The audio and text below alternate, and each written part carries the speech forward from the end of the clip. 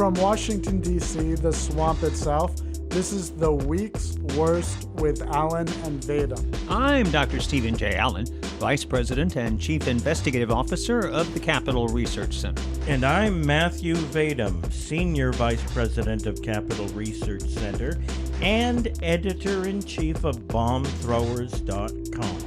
And I'm Jake Klein, Media Producer at the Capital Research Center, and I'll be moderating this podcast in which we dig through the news for stories we think are the most outrageous, the most ridiculous, the worst. So on August 11th and 12th, white supremacists had a protest turned violent riot over the planned removal of a statue of Robert E. Lee from Emancipation Park in Charlottesville, Virginia. In addition to sparking conversation about the growing extremism in America and political violence, it has raised the urgency over the national conversation over the removal of Confederate monuments.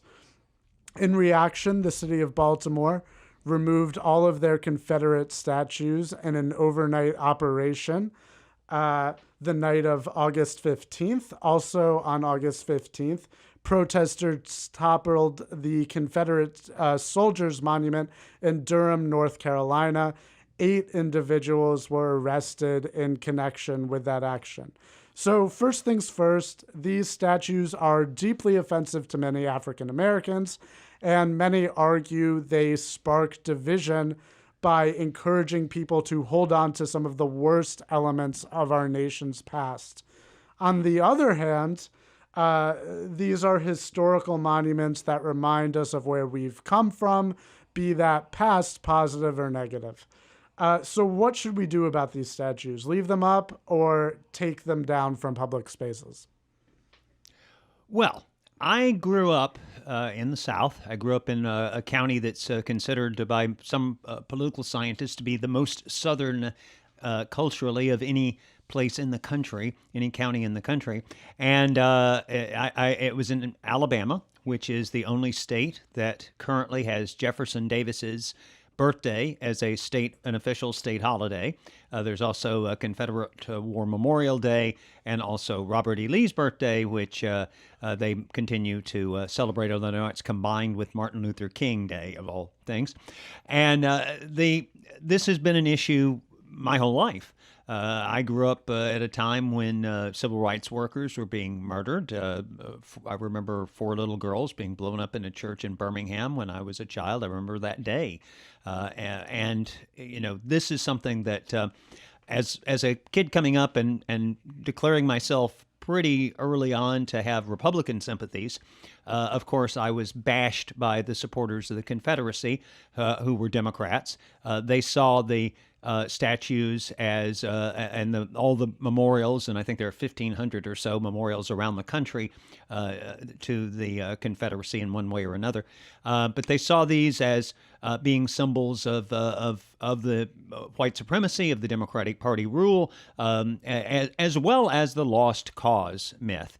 So, you know, I happen to, I know this is supposed to be a left-wing thing to be very critical of these statues, but frankly, the idea of, I don't want to tear them down because I don't want to be the Taliban. I want to destroy the signs of our history, but I think we need to do something about them. And, you know, some of them should be moved to museums. Some of them should be treated in other ways that make sure that people understand the history. But I can certainly, you know, people say, well, oh, African Americans see those and they're offended. Well, hey, anybody who's not for slavery should be offended. So that to me is just it's just something that is at the core of my being.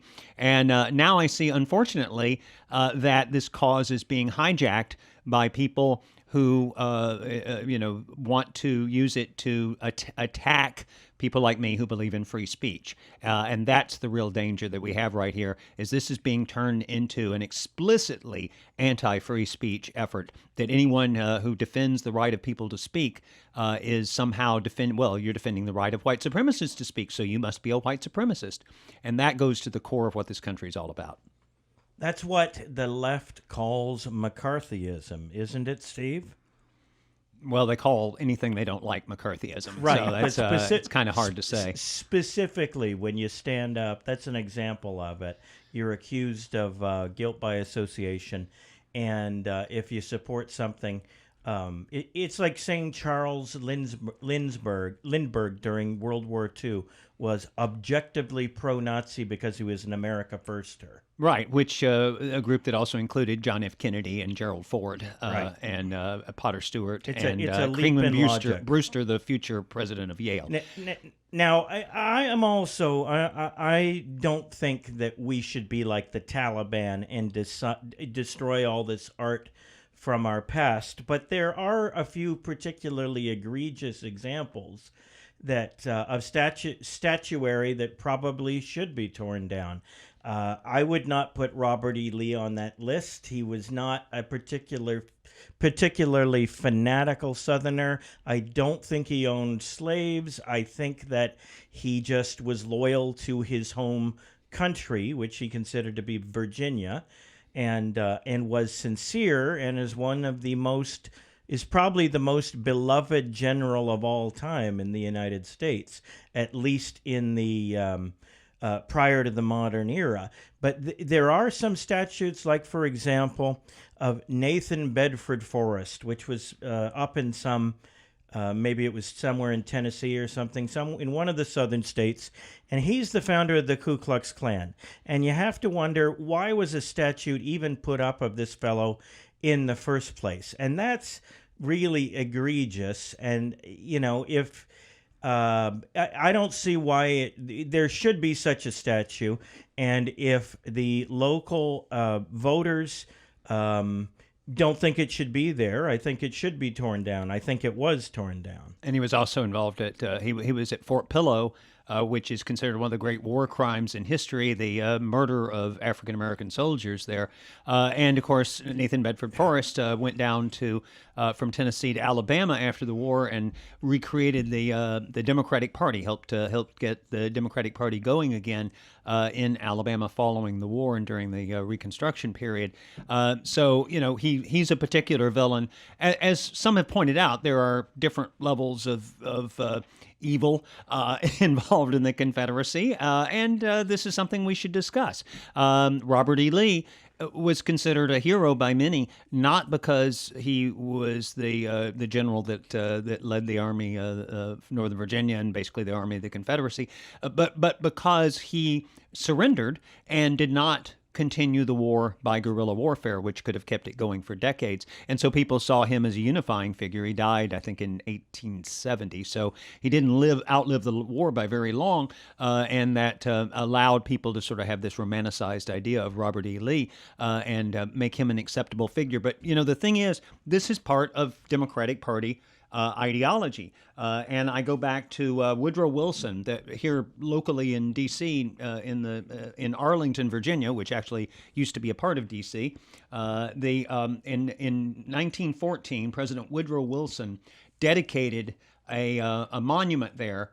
And the event was held the day after the birthday of Jefferson Davis. And Wilson said, "My privilege is this, ladies and gentlemen, to declare this chapter in the history of the United States closed and ended.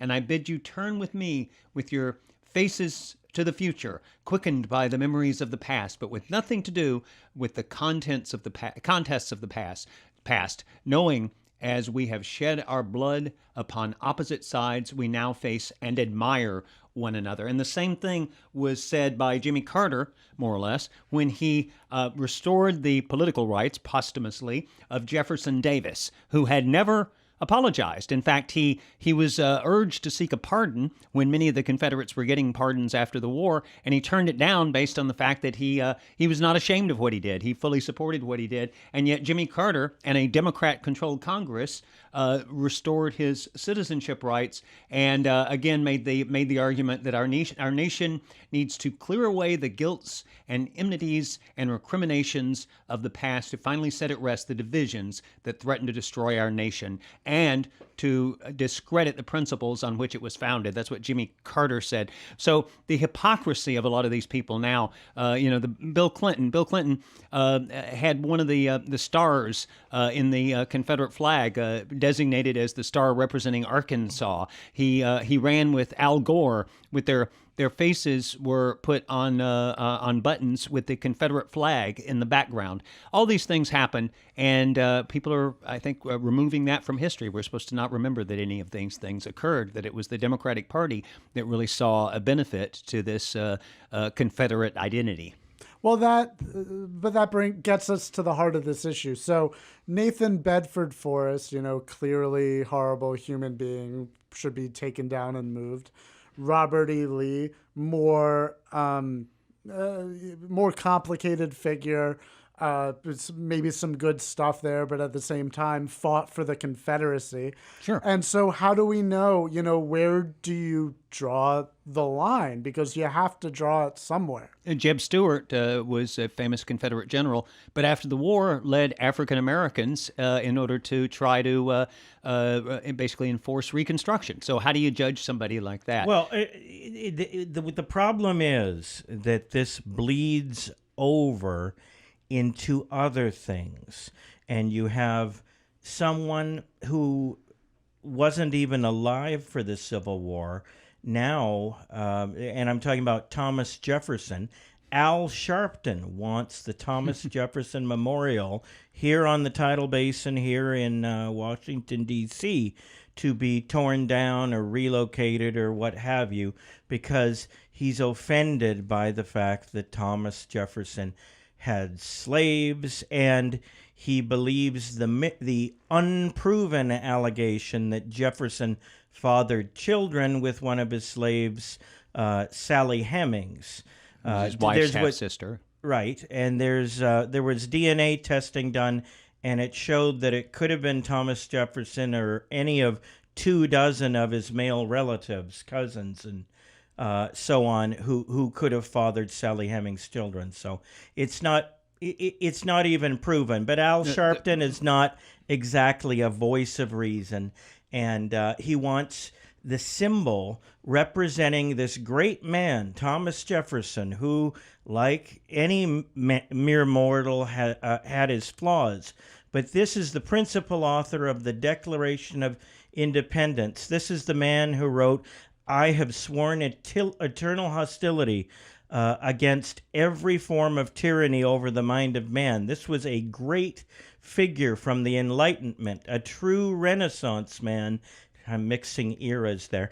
And just a great thinker and a great president, founded the University of Virginia, wrote the Virginia Declaration of Religious Freedom, and he just has so much gravitas and so much of an influence, almost all of it positive on American culture.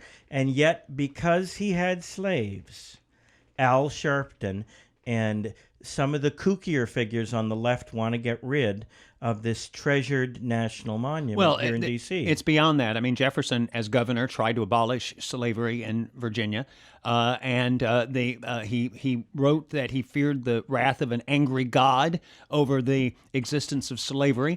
This was in his draft of the Declaration of Independence. One of the charges against the King of England, that the King of England had put an economic system in place in the New World that involved slavery. And so clearly this is someone who opposed slavery but was trapped in a system.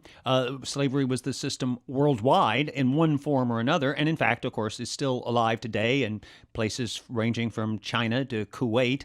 And so he is the person who, along with the other members of the Committee of Five who were drafting the Declaration of Independence, Sherman and Livingston and John Adams and Benjamin Franklin, they essentially came up with the idea. They didn't originate it, but they were drawing on some of the great philosophers and also on the resolutions that have been passed at local levels in favor of independence from Great Britain. They put together this document, the Declaration of Independence, which for the first time ever in any sort of major way declares that human beings are by right equal. I was talking to a friend of mine who's very well educated, went to an elite school, has a doctorate, and hates Thomas Jefferson because Thomas Jefferson owned slaves. And I said, well, he had the idea that slavery was bad. What do you mean? Well, it was Jefferson and the Committee of Five that came up with the idea that slavery was bad. Before that, there was no moral justification in terms of anything that was openly discussed publicly. Certainly no one in political power had ever said that slavery was bad, that aristocracy was bad, that one person being different from another, treated differently by the law, that was bad. They came up with the idea. I said, so basically you're saying that their hypocrisy in not immediately freeing their slaves, and of course some of them couldn't because they were encumbered by debt, so they legally couldn't do it. But that this was because some of them were hypocrites, that this overrides what they came up with. Well, then, what about Jesus? I mean, Jesus accepted the existence of slavery and tried to work within that system because essentially there's, at that point in history, slavery was the standard system around the world, and in fact was when the founding fathers started this country. And most of the slavers were Africans. They were Arabs and Muslims, two groups that overlap, and there were Latinos. So nobody blames them. And in fact, even the transatlantic slave traffic to what's called British North America, or what we now call the United States, was about 3% of the total just to the Western Hemisphere. So it was the system that existed, and they fought against it. They created a mechanism. They deliberately wrote the Constitution in a way that it would eventually bring about the end of slavery by having a ban on the international slave trade that took effect later on. So, and this is what Abraham Lincoln said. Abraham Lincoln said, we are fulfilling what's in the Declaration of Independence by making sure that it applies to people of all colors and all races in this country. And he went back to the Declaration of Independence. That's the whole point, ideologically, of the Civil War. It was that this was fulfilling the vision that Jefferson had. So the idea that now we're going to get rid of Jefferson, look, that is the ideological basis for this country. And the idea of human rights, if you believe that the First Amendment and freedom of speech was just created by a bunch of slave owners, and therefore you can toss it out and not have freedom of speech, then if a lot of people believe that, and apparently a lot do, many in the media, and this Antifa group that led the attack on the neo-Nazis, apparently, that caused the violence in Charlottesville, and are doing, throwing feces bottles at police officers in Boston, and did the same thing in Phoenix, and did the same thing in Berkeley. Feces come in bottles? I thought it was urine. Urine in bottles, feces. I'm sorry, urine in bottles, feces in balloons. Right. And it was funny. Katie Couric is there now, apparently working for National Geographic, and she actually said that two of her producers were hit by the urine that was being hurled. But she had no idea who did it, even though this is exactly a trademark of the people the violent protesters who came there to confront the neo-Nazis. So basically it's one group of scum confronting another group of scum. But of course, we're only allowed to talk about one group of scum. And if you dare mention the other group of scum, then you're scum yourself. So presumably, and I'll get to a question on this later, but we do want, Thomas Jefferson to be memorialized. We seem not, for the most part, to want Confederate soldiers to be memorialized or KKK members. So quick question for you. Can you think of, do we have any monuments or statues of pre-Revolutionary War British figures?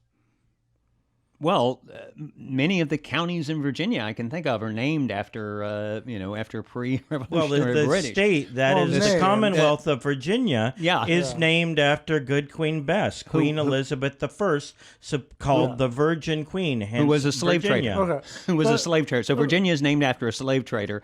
And So it depends what you being mean the Queen by of England. Yeah. Okay. So let me clarify. I can see your point. I think you're saying that, well, we've kept the names of people who were on the wrong side of the Revolutionary War. We didn't go around renaming everything. No. In fact, I was going to make the opposite point. So I live next to Lee Highway, which I presume is named after Robert E. Lee. So, I think they're already planning to change that. Oh, really? Jefferson Davis Highway, I know in Virginia, I think they announced that they're going to change but my that, point where which is outside of Washington, D.C. Where I was going with starts. that is I can't think of any statues, any major big statues for the pre-Revolutionary War British. And that's typical when you lose a war. You don't get to put statues up of your leaders. After the Nazis lost in World War II, for example, Germany was forced to remove all Nazi symbols. So forgetting the impact these statues have on people today, maybe that's a rational place to draw the line. They lost the war. Maybe we shouldn't have these statues. Does that make sense? Well, a lot of it, look. Except that in America, states are at least theoretically sovereign, so they can honor, they and their people and their creatures, the local governments can honor whomever they wish. I want to add, not all pre-revolutionary figures were wiped out. There is, or at least was until they renovated it, a statue of the great English legal thinker, Sir William Blackstone, who wrote the revered commentaries on the laws of England, which all of the founding fathers essentially revered, and his statue is up at the E. Barrett Prettyman Federal Courthouse down near the Department of Labor, unless it was moved. I recall seeing it there before they did the renovations. And, there are some figures around, so there wasn't, I don't think it's necessarily that there were figures that were torn down, they just weren't put up. And I don't think America has tried to erase its British imperial past. They just accept it as the past. And, it's really hard to compare King George III and those who served before him as the British sovereigns to Confederate leaders or to Nazis or to, genocidal killers. There's no comparison there. Your example's a little sideways because imagine an alternate universe where the British won the Revolutionary War. That is, the United States was not allowed to secede.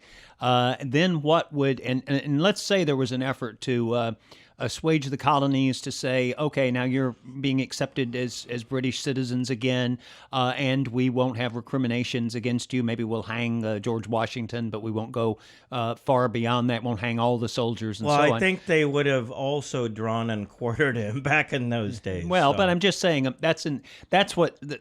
we're comparing this to something that didn't happen with regard to the Revolutionary War. In the case of the Civil War, Abraham Lincoln, on one of the last things he did, his second inaugural address, he talked about bringing the country back together, and that was always his goal. And so the memorializing of the Confederacy was sort of was mainly in people's minds the idea that we had a disagreement and we got over it, and now we're one country again. You even see this in Ken Burns' Civil War series, which is considered sort of the benchmark for something written and produced about the Civil War, and it ends with the grainy footage of a memorial, or I'm sorry, of a reunion between Confederate and Union soldiers, and they have long white beards, and they're walking on canes, and they shake hands, and it's and I think the last lines in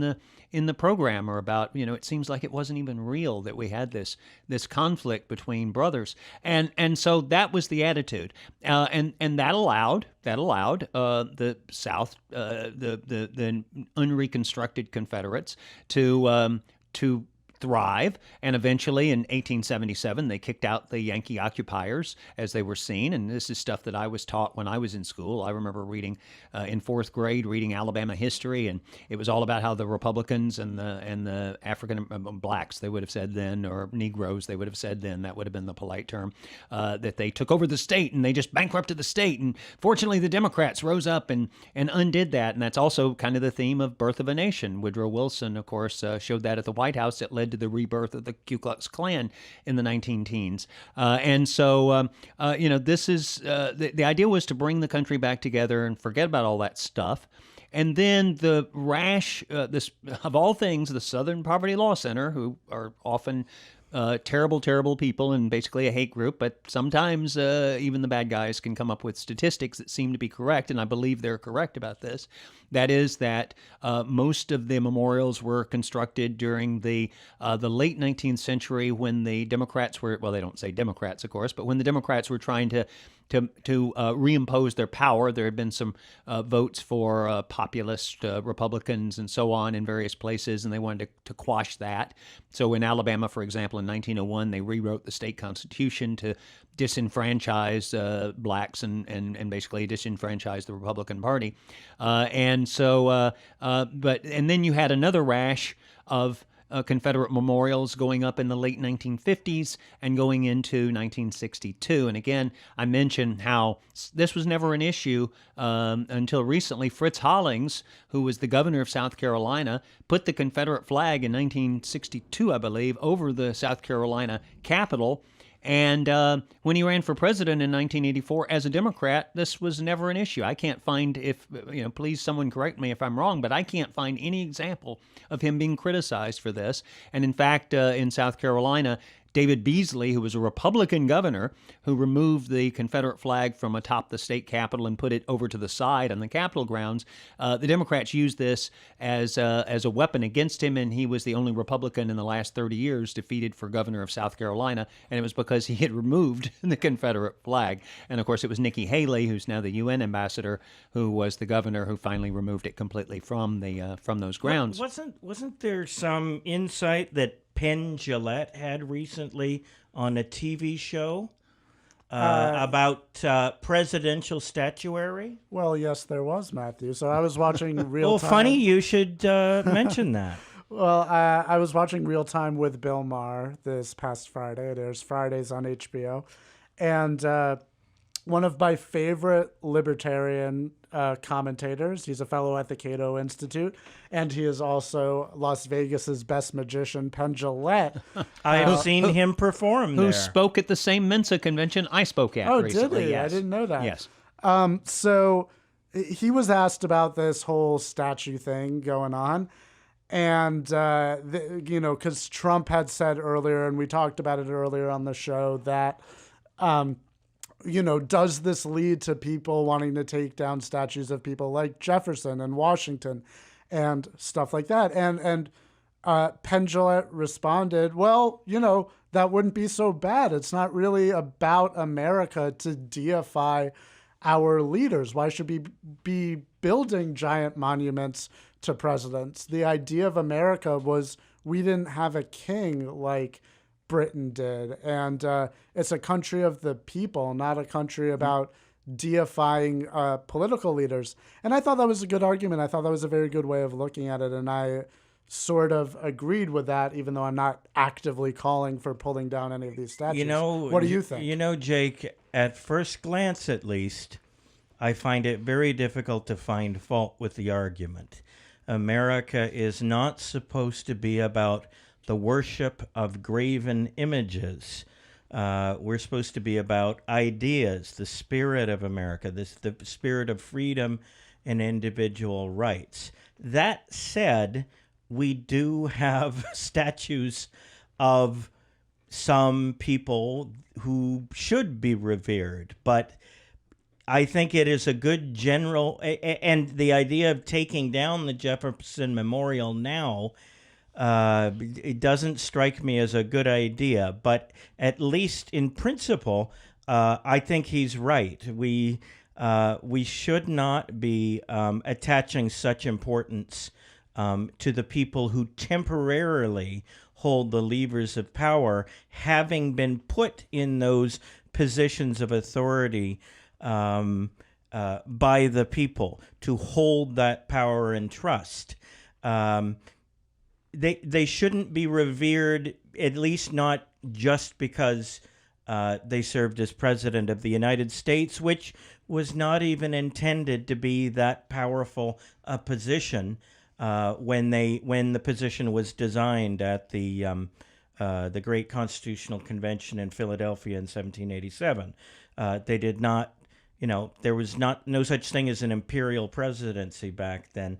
The president was a powerful leader, but nothing like he is today was ever envisioned by the men who met at Philadelphia. Yeah, and I would say that's an argument or a version of that is what I often say with regard to the presidential libraries, which are these huge monuments to presidents, some of whom are completely mediocre individuals, and some of them are corrupt and so on, and yet they get their big presidential libraries as if they were some sort of pharaoh, and this is we're going to build the Sphinx in honor of Bill Clinton or whoever it is, and often, of course, in the case of the Clintons, it's mainly used to get contributions from foreign countries and for other corrupt purposes. But look, we do worship too much our political figures, and I remember even 30 years ago, there's a friend of mine who's in politics who actually got inspired as a high school student by a speech that I gave, and in the speech, one of the main points that I made was you should go to Washington, get yourself in a situation, go to a political convention, go get yourself in a situation where you can actually see some of the major figures that you see on the news every night. And I was a big admirer very much of Milton Friedman, for example, who later won the Nobel Prize for economics.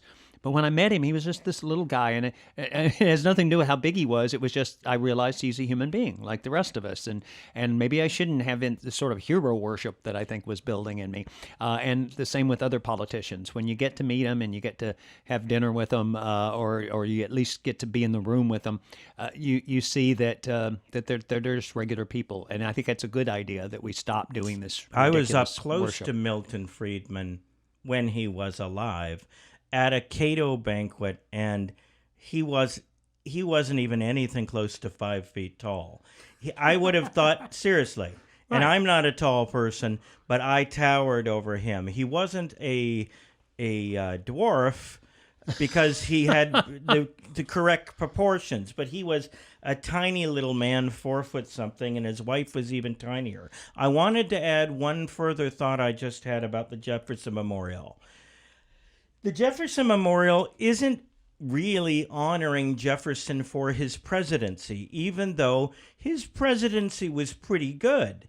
He rid the Mediterranean of the Barbary pirates in the first war against the Islamofascists. That's right, in 1803, and that was a good thing. And he did a number of things. Louisiana Purchase was 1804 during his presidency. But Jefferson himself was not enamored of his own presidency. If you look at the long list of his accomplishments, he didn't think it was important. His epitaph on his grave at Monticello makes no reference to his presidency, because it didn't matter in the scheme of things to him.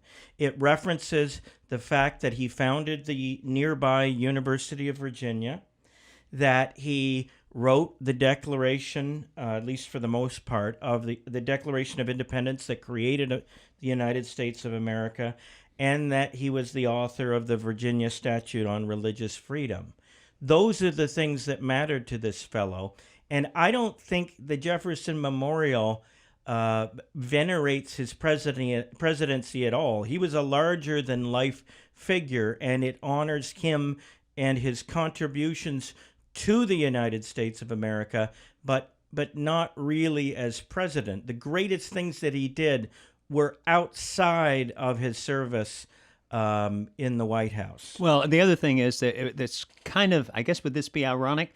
And that is that the Democratic Party was really pushing for the Jefferson Memorial because Jefferson was seen as the founder of the Democratic Party, and sort of the co-founder was Andy Jackson, and they would have Jefferson-Jackson Day dinners around the country, which some places still do, as ways of promoting the Democratic Party, and so now they're caught in this trap, I think, where the Democrats have to explain why they worked so hard to promote Thomas Jefferson and Andrew Jackson, and now those are going to be branded as criminals of the past. Well, this brings me to another topic. So, Matthew, you wrote an article about Sharpton wanting to take down the Jefferson Memorial in Front Page Magazine. And reposted at bombthrowers.com. Lovely. And, none of us, as we've said, are big fans of Al Sharpton. But there was actually one point he had that I thought was kind of valuable that you quoted, which was that upkeep of these monuments is supported by public funds. It's the taxpayer paying for them. And so whether, you just hate Confederate statues or if you might hate, the more mainstream ones like the Jefferson Memorial, is it really ethical to have the taxpayer be paying for these things? Doesn't it go against the American ideal of free speech to force the American taxpayer to support monuments to people they don't support? But these are, I suppose, these are trivial amounts.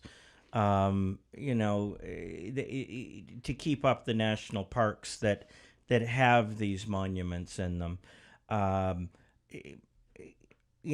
some level, perhaps he's right. And if you did, if the government did withdraw its financial support for the upkeep of, for example, the Jefferson Memorial, I have no doubt that nonprofit, that foundations and wealthy philanthropists would step in to donate to keep it going, as they do with many of the things in our society. But I actually disagree with that because I think, oh my God, I think anybody. No one wants to touch this, and one of the purposes of the way these protests are being treated is to completely stigmatize the idea that these statues should remain in any form. And again, I'm for getting rid of them over time and in a judicious way, and thinking about it as we do it, because I appreciate how hurtful this is to anybody who doesn't believe in slavery and so on. But 62% of the American people, according to one reputable poll, said the statue should be kept for historical purposes. 27% said take them down. And yet the impression is being created in the media that if you say, as the president did, that there are some good people on the side of keeping the statues, well, you're just a monster. You're basically a Hitler worshiper, and you need to be run out of town on a rail. And and nobody can be on your corporate board, your corporate advisory boards, as happened with the president. And I think corporations are just too scared. We saw the Robert Lee incident with ESPN, an earlier tennis commentator who was fired for referring to guerrilla tennis in the lines of guerrilla warfare, a commonly used term, but he used it against one of the Williams sisters, so he was branded falsely a racist and was fired. And the excuse is always, well, we don't think that this person is a racist, or we don't think someone should be upset over this person's name, but gosh, we've got to worry about all those people out there who might be upset by it. And I think any corporation would stay away, and anybody who's in business, and maybe you could find some millionaire who would do it, but boy, it would take somebody with a lot of courage and a lot of commitment to that cause, and I don't know that there's anyone out there like that. I see where you're coming from. I was just spitballing there, Dr. Allen. Unfortunately, that same effect is at play with the Nathan Bedford Forrest statue, where the KKK do want to support that statue, do want to keep it up, and so somehow like they do adopt a highway things where for like 5 miles, the invisible empire and so of the Ku Klux Klan is like taking care of this stretch, picking up the litter on like I-80 or in West Virginia. And so as unfortunate as I find it that they will work hard to keep that statue up, it does make me suspect that as politically toxic it could be for certain groups, nothing gets as politically toxic as that. And I feel pretty confident you would find somebody with the courage to defend Thomas Jefferson. Well, maybe Jefferson, but I'm talking about some of these, some of the other monuments and so forth. Well, with Nathan Bedford Forrest, they'd have to have security there 24/7, 365. And I think they'd find after a while that it just wasn't worth it protecting the statue of that. And the vile reality figure of it for is history. that, I saw in Slate magazine, which is, was, sort of a respectable magazine, I suppose, founded by Microsoft originally. And they had a thing the other day about the crime of tearing down the statue in Durham. Of a Confederate soldier, and the word crime was in quotation marks, meaning they obviously didn't consider it a crime. And of course, this was done by the Workers' World Party, which is a communist party, the Communist Party having killed 150 million people, and yet these people are hailed as heroes because they tore down the statue, which, by the way, was to the Confederate soldiers, and fewer than a third of Southern families actually had slaves, and you could buy your way out of the draft. So most of the soldiers, many of whom suffered grievous wounds if they weren't killed. I think 90% of the soldiers under 30 suffered grievous wounds or died, and the it was to them, and it was put up years later. So it was sort of these are our fathers, these are our grandfathers who died in this war, and this is to memorialize them. It's not necessarily to the cause, but they tore it down anyway because they didn't really care what there's no nuance in this thing, and the police are going to look the other way, and the cities are going to just as they look the other way when Trump supporters are attacked in San Jose and so on. There's a lawsuit about that now. Local authorities are going to look, or happened in Charlottesville, where the police, instead of keeping the two sides apart, as happened, as Matthew and I witnessed when we went to the political conventions, and we saw the police, particularly in Cleveland, doing a great job of keeping the potentially violent two sides separated from each other. That didn't happen. Remember that Terry McAuliffe, a Clinton operative, is the governor of Virginia, and so you had a situation where the police didn't do their job, and I'm not blaming the police. They were doing what they were told to do, but that helped lead to the violence, and we've seen all the consequences. Any last words? Well, I think we should mention that Nancy Pelosi is trying to protect us from speech she doesn't like. And so with regard to a peace protest that's coming up, a prayer protest, which, by the way, according to its sponsor, has 8 speakers, of whom one is a white guy, as it's determined, and one is a transsexual, and so on, various groups represented. But Nancy Pelosi has decided that this is a white supremacist event, and so she said that this could be banned based on the principle that you can't cry wolf in a crowded theater, which shows you that the former Speaker of the House and would-be Speaker of the House, if the Democrats won the election, that this is someone who doesn't even know what the term shouting fire in a crowded theater is. But by the way, that's not actually the correct quote, the way it's usually used to justify crackdowns on free speech. It's actually falsely shouting fire in a crowded theater. And by the way, it was written by Oliver Wendell Holmes Jr., who's one of the fathers of progressivism, liberalism in America. Same guy who said that people like me could be involuntarily sterilized because we're inherently inferior. In the Buck v. Bell Southerners? case. Mountain people in the South. Buck v. Bell, anybody can look it up. Carrie Buck was the woman in the case, the main woman. And anyway, he when he wrote this, he was defending the government's action in charging under the Espionage Act members of the Socialist Party who sent anti-war flyers to draftees. So in other words, the anti-war protests were being shut down. So Nancy Pelosi is using a court case that justified arresting people for being against a war, and she's using that. And by the way, it was overturned in 1969, specifically in a case involving a Klan speech, that the government can't willy-nilly shut down a speech, no matter how odious and disgusting the speech, unless there's an imminent threat of violence, meaning the person is saying, hey, go attack that guy. Well, Steve, I don't think anyone has ever accused Nancy Pelosi of being Mensa material. All right. And by the way, her father, as mayor of Baltimore, dedicated a Confederate memorial, as I understand it. So that's an interesting little twist to the story. Okay, that's our show for this week. We'll be back next week. Actually, we won't be back next week because I will be in Texas. We will be back in 2 weeks. Dang. And we hope you'll join us. If you're not already, please subscribe to this podcast on iTunes and Stitcher, and follow us on social media at Capital Research Center on Facebook and YouTube, and at Capital Research on Twitter. I'm Dr. Stephen J. Allen. And I'm Matthew Vadum. And I'm Jake Klein. Thanks for listening.